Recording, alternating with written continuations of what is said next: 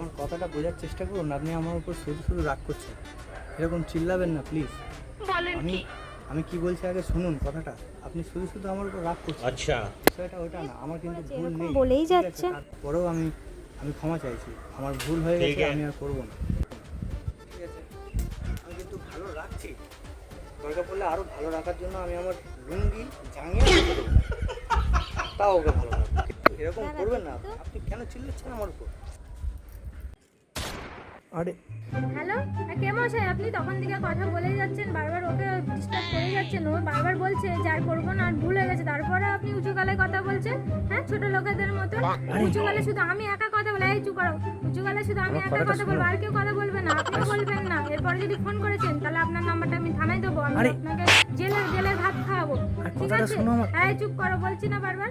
হ্যাঁ, আপনি এরপরে যদি ফোন করেছেন, আমি কিন্তু বারবার বলে দিচ্ছি, আমি আর এরকম বরদাস্ত করবো না। হ্যাঁ, ছোট লোকেদের মতন বারবার ফোন করছে, বড় হুমু এসে গেছে 14 বার ফোন করা। রাখুন, আচ্ছা করে দিয়েছি। কে ছিল এটা? এ নাও।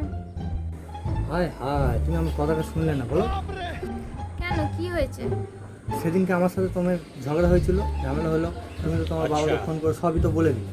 হ্যাঁ, তো সেটাই বোঝানোর জন্য আজকে তোমার বাবা আমাকে ফোন করেছে। ও বাবা, হায় হায়, এ কি হলো? এই কি করে ফেললাম?